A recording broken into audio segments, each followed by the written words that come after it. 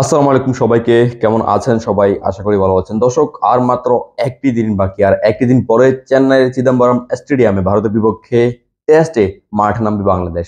আর এই টেস্টের আগে দর্শক আমি একটু বেশি এক্সাইটেড, যেহেতু বাংলাদেশ ভালো একটি ফর্মে আছে, ভালো কনফিডেন্সে রয়েছে। আর এই মুহূর্তে ভারতের বিপক্ষে বাংলাদেশের অধরা যে টেস্টের জয়টি, সেটির জন্য অপেক্ষা করতেই পারি। আর এই অপেক্ষার মাঝে বাংলাদেশকে কিছু জিনিস খেয়াল রাখতে হবে, যাতে এই যে অধরা জয়টি, সেটি বাংলাদেশ খুঁজে পেতে পারে। এই মাঠটির রেকর্ড সম্পর্কে জানা সবচেয়ে বেশি জরুরি, কারণ এই মাঠে কিন্তু ভারত অনেক বেশি শক্তিশালী। এই মাঠের টেস্টে ভারত এখনো পর্যন্ত জয় পেয়েছে 15টিতে, হেরেছে 60টিতে, এবং এই মাঠে ড্র হয়েছে কিন্তু 12টি ম্যাচ।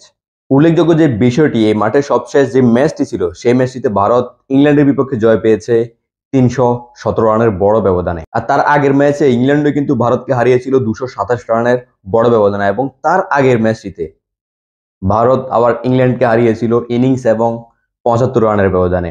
আর সব মিলিয়ে সর্বশেষ 5 ম্যাচে 4টিতে ভারত জয় পেয়েছে এই মাঠে। সবগুলো কিন্তু বড় ব্যবধানের জয় ছিল ভারতের। এই মাঠটিকে ব্যাটসম্যানদের জন্য ভালো সুবিধাজনক মাঠ বলা যায়। 2016 সালে এই মাঠেই কিন্তু ইংল্যান্ডের বিপক্ষে ভারত 1443 রানের এগ্রিগেটের একটি ম্যাচ খেলেছিল। আর সর্বোচ্চ এগ্রিগেটের ম্যাচটি ছিল 2008 সালে 1498 রানে, যেটি ছিল দক্ষিণ আফ্রিকার বিপক্ষে। আর সংক্ষেপে এই জন্যই বলা যায় এই মাঠটিতে ব্যাটসম্যানরা ভালো সুবিধা পায়। ব্যাটসম্যানদের ভেতরে এই মাঠে সবচেয়ে বেশি রান করা ব্যাটসম্যান সুনীল গাভাস্কার, 1000+ রান করেছিলেন তিনি। তবে অ্যাক্টিভ ব্যাটসম্যানদের ভিতরে সর্বোচ্চ রান করা ব্যাটসম্যান জো রুট, 391 রান করে সেরা রান সংগ্রাহকের যে তালিকাটি, সেটিতে তিনি রয়েছেন 9ম স্থানে।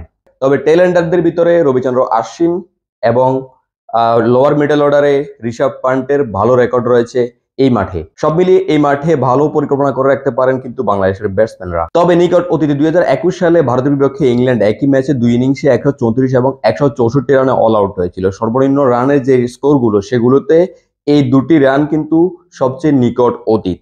এছাড়া নিকট অতীতে আর কোনো সর্বনিম্ন রানের স্কোর বা কোনো ব্যাটিং বিপর্যয় কিন্তু এই মাঠে নেই।